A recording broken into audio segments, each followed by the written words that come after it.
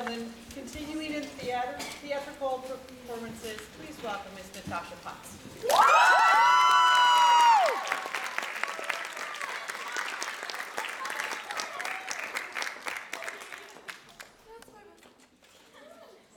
Hello, I hope everyone is enjoying the senior performances so far. My name is Natasha Potts, and I am 17.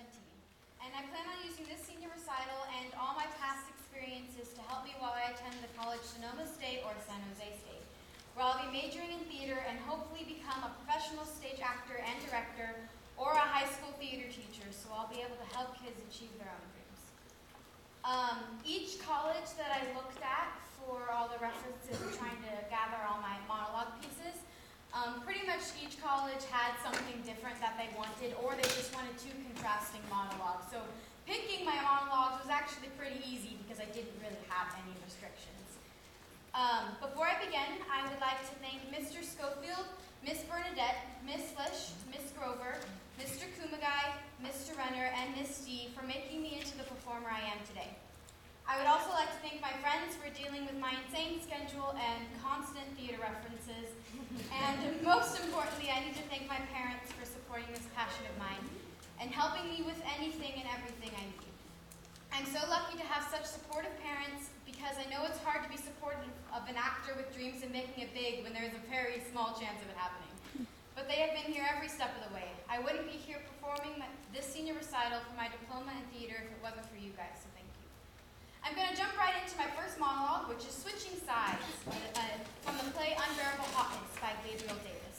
This monologue is about my character Jill and how not too long ago her best friend confessed that she was gay and that she was in love with Jill. I hope you enjoy it.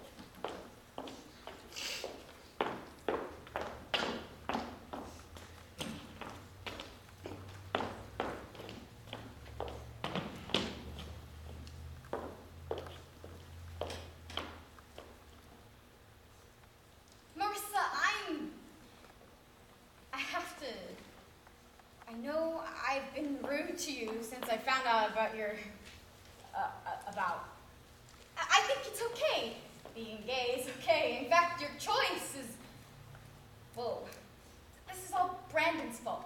I had this dream last night, this awful, horrible, a vision. It was more of a vision. At least that's what I thought last night. I woke up in a cold sweat thinking about Brandon. I knew I had to break it off because what he wanted, I couldn't give. I can't be what he wants. I can't. He wants me to cut my hair and lose 10 pounds. Last night we were making love. First off, he calls it rumping. After we're through, he's usually so nice, running his hands down my back.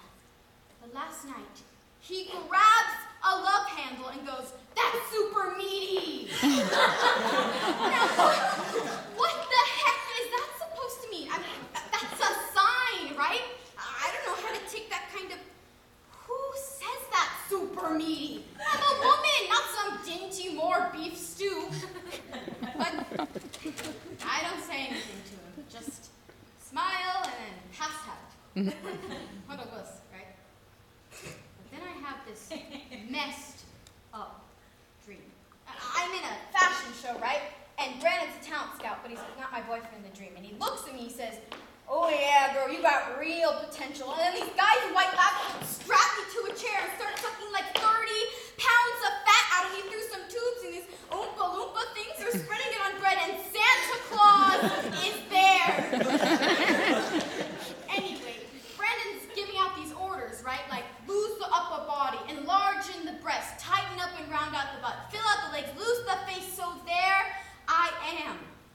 I get out of the chair, I look in the mirror, and I am just a pair of legs, a butt, and two humongous breasts. And Brandon turns to me and he says, "You're perfect. You're super meaty." I'm really confused. I mean, genuinely confused. So I start screaming, "Where's my head?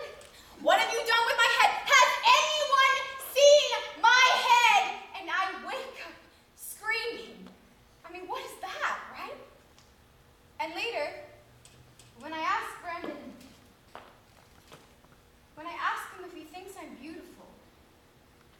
He tells me, you should cut your hair like that chick Kate Upton. I bet you look real sexy. So I guess you can understand why I think men are pigs. I mean, who says none of my friends of a non-male persuasion would say super meaty? What am I, a hot dog? So I know it's been a long time in the coming. I know you thought I was doomed, but I'm not.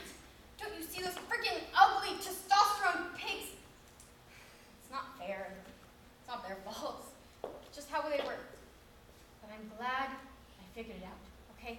If it wasn't for him, I'd truly feel more alive than ever. Really, really, so open the doors. I'm coming out. Forget men, because the only person that I'm romping, no, making love to is, I can't what's that now, Marissa. I want to be your lover. Thank you.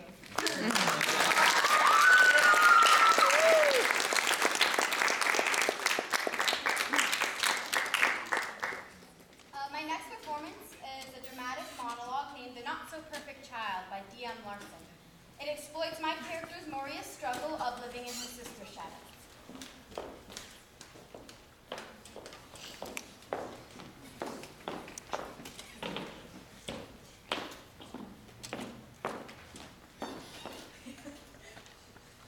God, you hate me, don't you? I am never good enough for you. No matter what I do, it's not as good as my sister. I always have to hear how she would have done it better, or how she already did it better. Why does she want to ruin my life?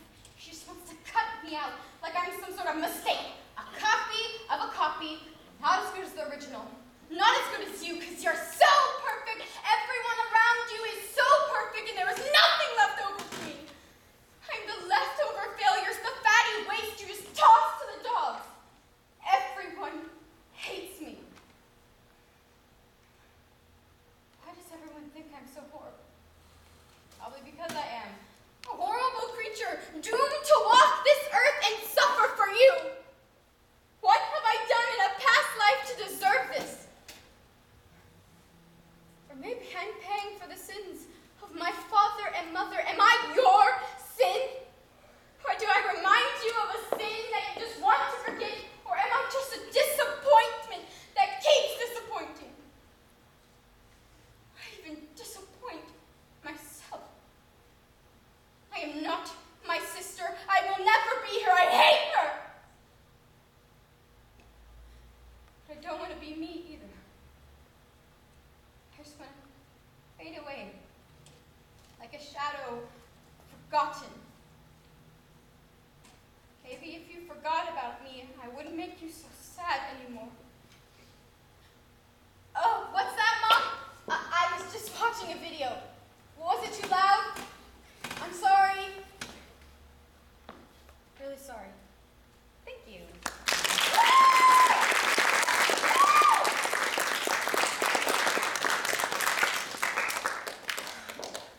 The next monologue I will be performing, I actually performed my freshman year, and I figured it would be a good addition and a comparison to how much I've improved as an actor in my 4 years at Tracy High. It is called Cold-Blooded Murderer, written by Elsa Thomson. It's in the view of Elizabeth, who murdered 6 girls and is now talking about her rise to fame.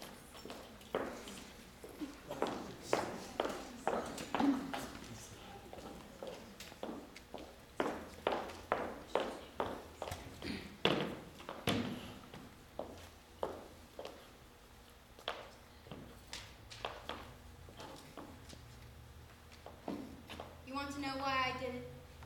Why I killed all those girls? It's because I liked it. I don't expect you to understand what it's like. You have no idea. To hold someone's life in your hands, to be in control. There's always that moment of acknowledgement between a killer and a victim. The moment when she realizes your power and she looks at you and you look at her. She pleads with her eyes. She begs for mercy.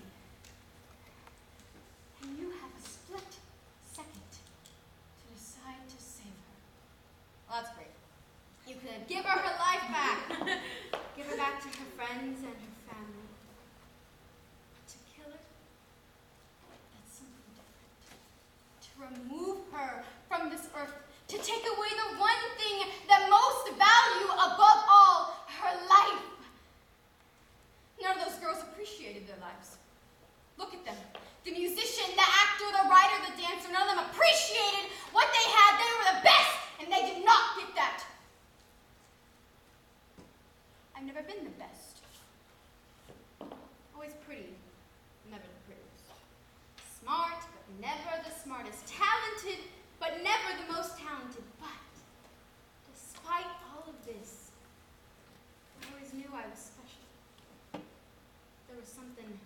lurking inside of me that would make me great. I've never been content with the idea of living my life, dying, and then being forgotten. I wanted to be remembered for my accomplishments. And I will be, won't I? Sure, you think I'm horrible.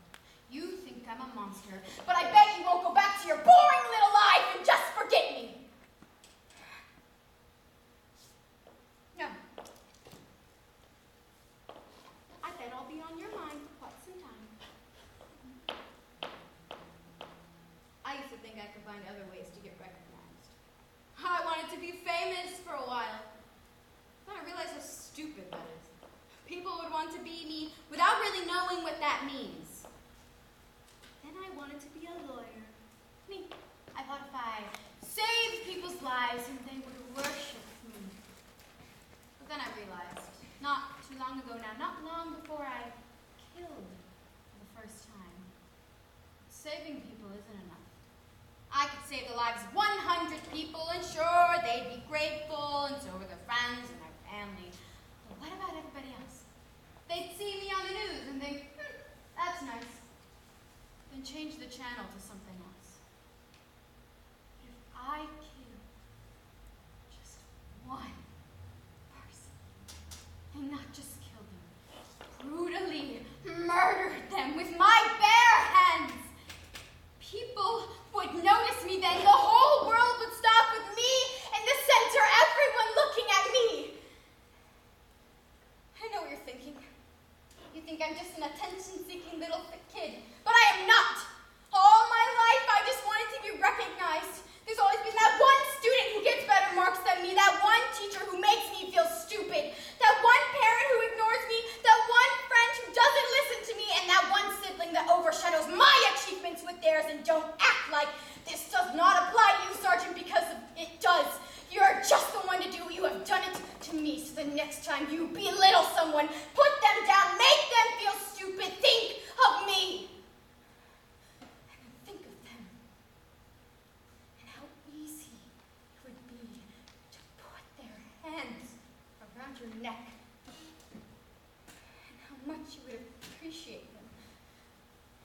They had the choice to release the grip on your throat or to just keep pressing. Think about it. Thank you.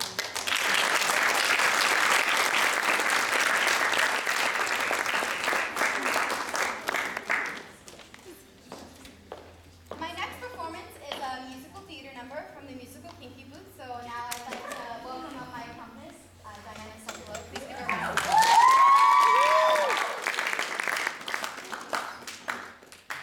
The song is called The History of Wrong Guys by Lauper. This song is about Lauren, my character, realizing that she has a crush on her co-worker, Charlie. I hope you enjoy it.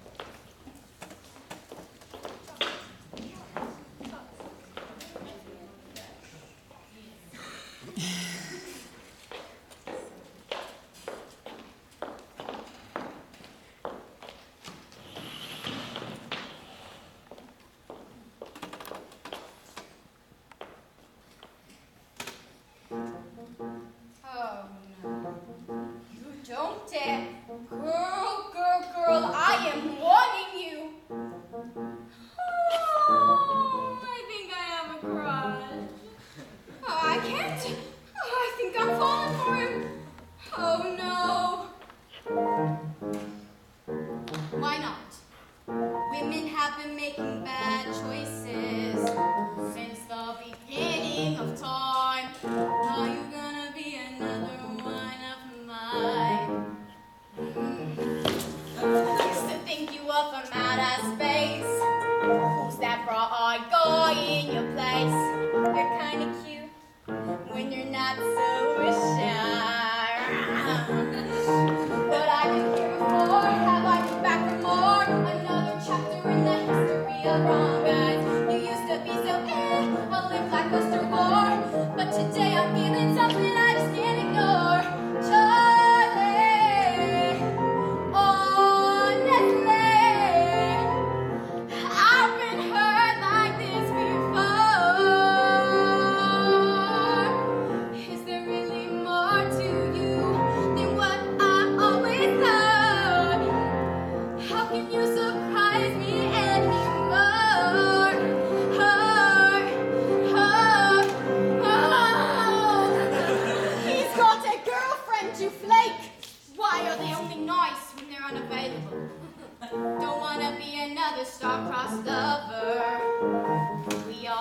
know how that ends. I'm better off without him. We're better off as friends. But I've been here before. Have I been back for more? Another chapter in the history of wrong guys. Yesterday no spark, no heart aching and lore.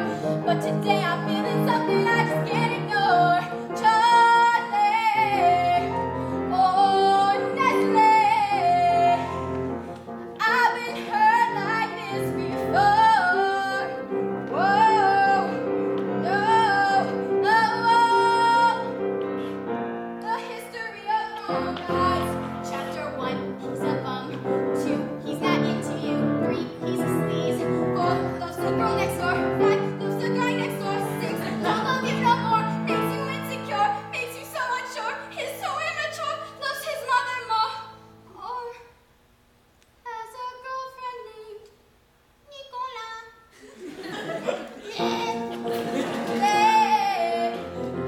Oh, Nestle, yeah, yeah.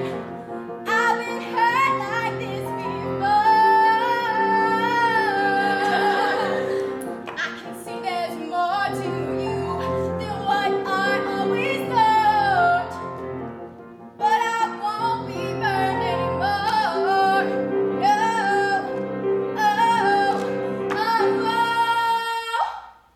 oh, I've been executized.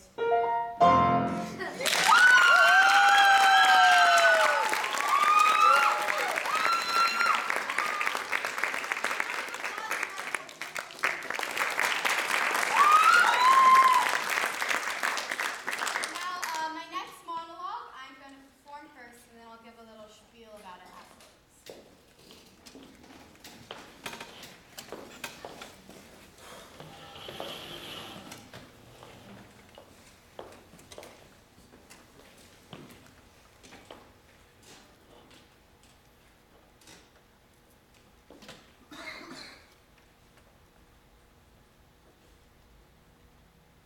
I should have said something to you. I should have spit in your face as they brought you past me. I owed her that. But I didn't do anything but look at her. I looked at you and wondered how someone who looked so innocent could kill my baby. I watched you during the trial. I tried to meet your eyes, but you kept looking at the floor. You never looked up. Not even at the sentence. You finally did look at me. I tried to find something in your eyes, something that would explain why it happened, some reason for my daughter's death. Maybe it's because I saw nothing in those eyes. No hatred, no anger, no remorse, nothing. Maybe that's why I couldn't speak. I expected more. A monster, an evil monster that tore the life of my child from her body. There was no monster, no evil, just your eyes, empty and hollow with not even a tear to fill them. I want to tell you now what I could not then. I want you to know her. I want you to know all that she was and never will be.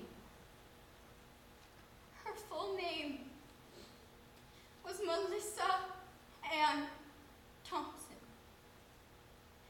She was just 1 year and 1 month old. She was just starting to take her first steps. Her father was so proud. She loved music and used to sing herself to sleep. Old MacDonald Had a Farm was her favorite song. She loved everyone who saw her, and they loved her back.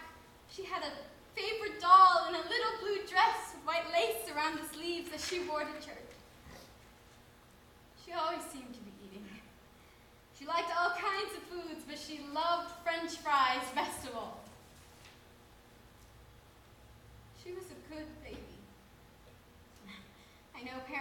say that about their own, but it's true. She was our only child, and we loved her more than anyone could ever know. For 9 months, I carried her. For 12 months, she learned and grew and loved, and in a matter of seconds, that was gone. In less time than it took you to finish 1 beer, my daughter was dead. After you hit us head on and our car was lying in the ditch, I tried to reach back for her, but my legs were pinned and my arm was broken. I kept screaming for her, Melissa! Melissa, baby, wake up! I couldn't hear her breathing. I couldn't hear anything but the sound of you throwing up on the side of the road. I remember calling for help, calling for Melissa, praying to God she would be all right. And then I was in the hospital. And they were telling me,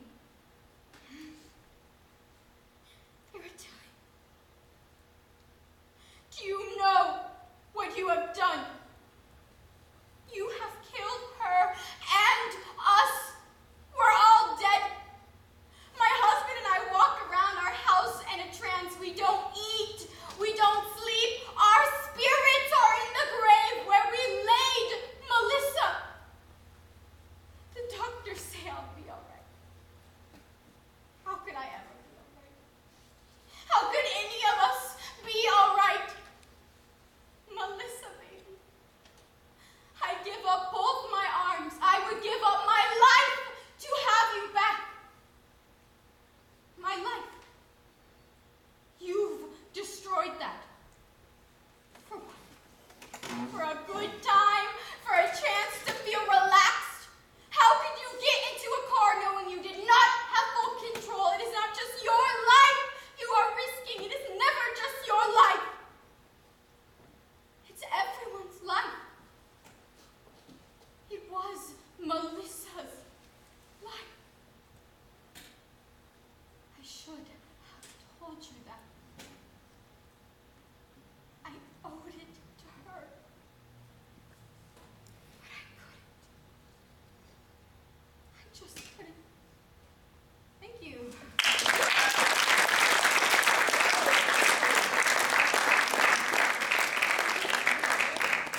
Okay, I'm gonna give a little bit of spiel so we can get off of that.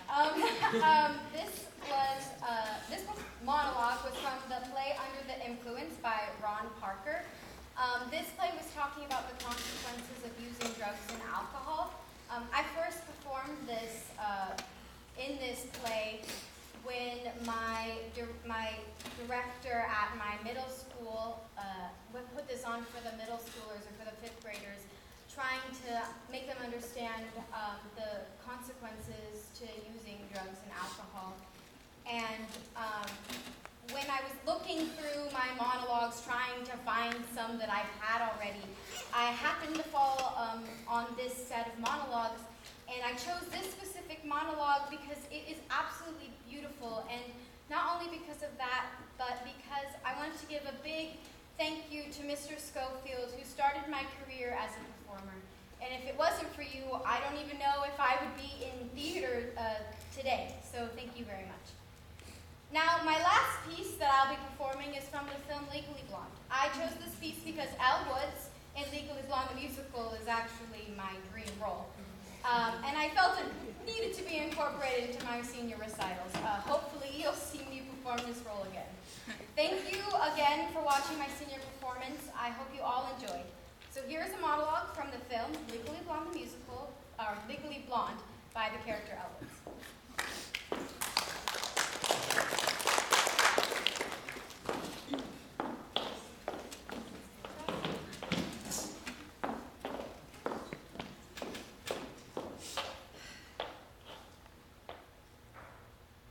On our very first day at Harvard, a very wise professor once quoted Aristotle.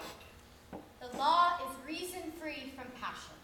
Well, no offense to Aristotle, but in my 3 years at Harvard, I've come to learn that passion is a key ingredient to the study of practice of law and of life. It is with passion, courage of conviction, and a strong sense of self that we take the next steps into the world. Remembering that first impressions are not always correct, we must always have faith in people. And most importantly, we must always have faith in ourselves. Congratulations, class of 2015. We did it. Thank you.